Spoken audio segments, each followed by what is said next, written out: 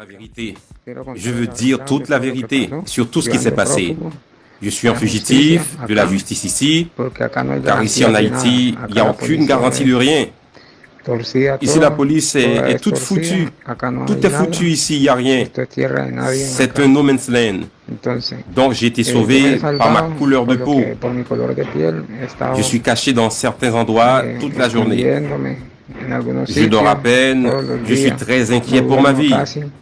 Je veux que vous en parliez avec des personnes de confiance, avec mon général des forces militaires de l'armée, la police, le ministre de la Défense et le président.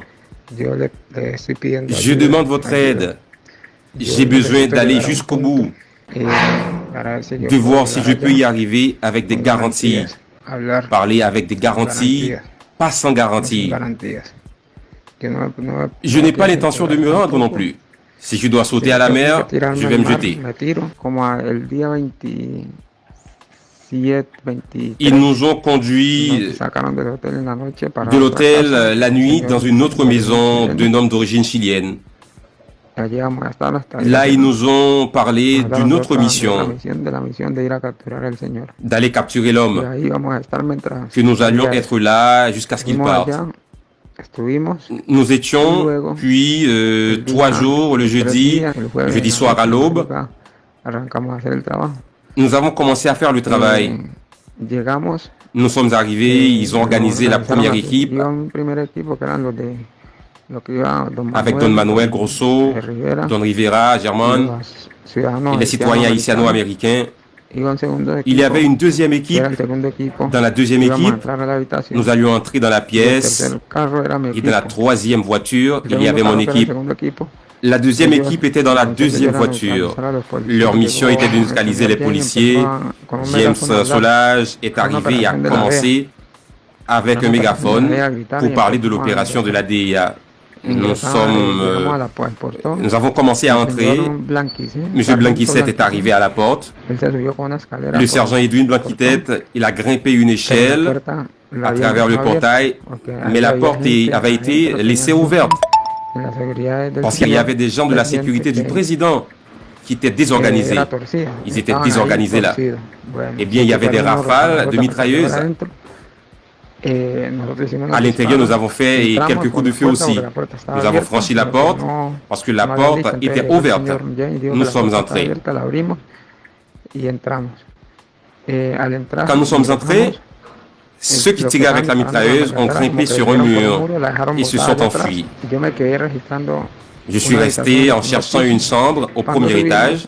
Quand nous sommes montés à gauche, il y avait une grande pièce, un vestiaire, avec un dressing à droite. Il y avait une pièce avec des vêtements et j'ai pris la pièce à gauche. J'ai appelé le groupe et j'ai dit, bien sûr, on va vérifier. Comme l'homme n'était pas là. Alors, nous sommes allés vérifier une autre pièce. Il n'y avait rien là-bas. Il y avait une salle de bain. Il n'y avait rien là-bas. Nous sommes revenus. Nous sommes revenus dans l'autre pièce. Le président était dans l'autre pièce principale. Le commando Yepes était là, mon premier Romero, le commando Pipe et d'autres commandos de l'autre équipe, de la deuxième équipe. On a dit, où est l'homme? Il est là, allongé là avec la dame. Il y avait l'homme, ils ont dit qu'ils étaient morts. Et ils étaient morts. Alors, ils ont commencé à chercher. Il leur avait dit de chercher et du matériel électronique. Ils ont commencé à aller chercher. Là, nous avons entendu l'ordre qui devait partir, que tout avait mal tourné. Nous sommes arrivés et avons pris ce que nous pouvions et sommes partis. Quand nous sommes sortis, il y avait James, désespéré, que tout avait mal tourné et que Dimitri l'a dit, Don Manuel et Don Mike, Don Rivera, que Dimitri... Je ne sais pas ce qu'il avait avec Dimitri. Puis l'homme est venu là-bas. Je lui ai dit que l'homme est mort. Nous avons commencé à sortir dans 2 voitures. Ceux qui étaient devant ont neutralisé des policiers qui se trouvaient sur une colline. Nous avons porté leur arme. Puis nous sommes partis sans les attacher.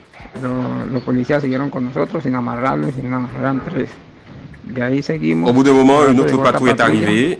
Les hommes sont arrivés, rien ne s'est passé.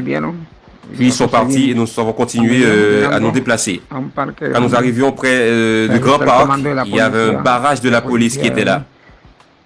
De là, deux voitures nous ont dépassés et ils ne nous ont pas laissé passer.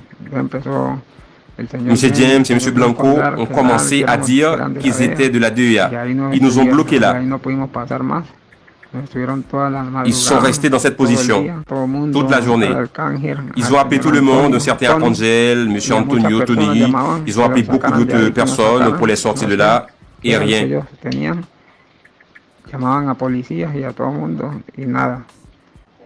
Vers les 5 heures de l'après-midi, 4 à 5 heures de l'après-midi, le chef de la police a annoncé une opération contre nous. Ils avaient des francs-tireurs placés d'en haut. Nous étions dans une maison fermée à clé. Derrière nous, il y avait des escaliers, ils montaient, mais il y avait un mur pour pouvoir sauter. Et à peine que l'un d'entre nous a bougé, bam, ils nous ont tiré dessus. Ils ont tout endommagé, les fenêtres de la maison, en nous tirant dessus. Ils ne nous laissaient pas respirer. Ils ne nous ont jamais dit de nous rendre. Maintenant, oui, les autres policiers sont venus avec tout pour nous massacrer. Romero, avec une grenade à main, il le lançait sur lui. Elle est tombée sur lui, il est mort. Ils ont également blessé M. Manuel. L'homme a été laissé là. Il a dit, partez les gars. M. Rivera est sorti avec 2 autres commandos. Tandis qu'il se déplaçait avec les commandos, nous avons dit avec lui. Naïser a dit non, on ne peut pas se rendre. On est monté dans les escaliers et nous avons subi d'autres tirs. Moi, je me suis jeté dans un trou, je me suis couvert avec un carton. Je suis resté couvert là jusqu'à ce qu'il fasse nuit. Je pouvais à peine bouger parce qu'ils avaient continué à tirer et à tirer. Si je bougeais, ils m'auraient tué. Et M. Manuel nous a dit, ne tirez pas sur les policiers, car les choses se compliqueront pour nous si nous tuons un policier. On n'a jamais tiré, on les a épargnés. Ils ne nous ont pas épargnés.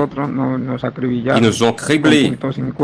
Nous étions à court de munitions et les coups que nous tirions étaient juste en l'air ou sur les murs. Quand je suis parti, il était 7 à 8 heures. Il faisait noir. Je suis sorti en douceur. J'ai remonté un ravin, pas les escaliers, j'ai remonté un ravin. J'ai enlevé mon gilet, je suis allé me coucher un moment. Et c'est là que j'ai entendu un cri de Manuel qui voulait de l'aide. Quand boum, les messieurs qui étaient sur la route ont bougé. Ils sont montés boum et ils lui ont tiré dessus. Ils l'ont tué. Ils n'ont pas épargné. Et bon, je suis resté seul. J'étais le dernier. J'ai été seul. J'ai escaladé le mur. Je me suis jeté sur la route. J'ai pris la main gauche. Je suis passé par là jusqu'à un trou pour me reposer. Genre 8 heures du soir, je suis parti. Je suis retourné du côté droit. Et rien. De ce côté, la police est très proche et rien. Ils m'ont presque rattrapé. Je suis revenu encore à ce point où je me cachais avant. Je suis entré et là à 5 heures du matin, je suis allé à l'autoroute. Je suis resté là aéré, tournant sur cette route jusqu'à 6h30. Un homme est passé à moto avec un homme chauve. J'ai mis ma main sur lui. Ils m'ont fait monter. Je suis passé près du barrage. Ils ne m'ont pas reconnu. Et je me suis mis à marcher. J'ai rencontré un homme qui parle espagnol, un Américain, et je lui ai dit de m'aider. Aidez-moi, ils vont me tuer. Emmenez-moi où vous voyez que c'est sûr. Il m'a emmené là-bas, dans une maison où il y avait une dame. La dame m'a protégé là-bas. Parfois, je dois parcourir dans les montagnes la nuit et je sors de la maison. Mais j'ai été là, à l'abri. Donc j'ai besoin d'aide et c'est urgent, très urgent. Ma vie est en danger ici. Je ne vais pas me rendre, non, je ne vais pas me jeter à la mer. Je ne sais pas, mais je ne me rends pas dans ce pays sans garantie. Ils nous ont tous trompés, qui sont venus de Colombie. Nous avons été trompés, on nous a rassemblés comme des enfants à qui on donnait des bonbons. Nous étions heureux parce que c'était une bonne offre d'emploi, parce que le paiement était de $2700. Alors c'était une offre d'emploi. Nous ne sommes pas venus en tant que mercenaires pour tuer personne. Nous sommes venus travailler pour travailler à la sécurité. C'est la seule chose que nous savons faire, la seule chose que nous connaissons. Et la sécurité, nous les commandos colombiens, ils ont capturé nos compagnons, ils n'ont rien rendu.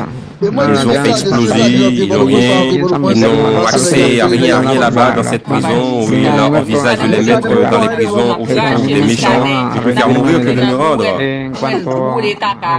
Concernant l'assassinat du président, je ne sais pas qui l'a tué.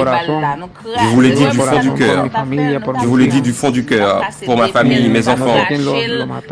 Je ne sais pas qui l'a tué. Parce que quand je suis arrivé à la pièce, les PS et les commandos étaient déjà là. Romero et d'autres commandos, IP, étaient déjà dans la pièce avec lui. Ils lui ont demandé, il est mort, ils sont morts. Maintenant, eux, ils sont là, en prison, essayant de sauver leur peau. Ils blâment ceux qui sont morts. Ils espèrent sauver leur peau là-bas, au détriment de ceux d'entre nous qui ne sont pas prisonniers.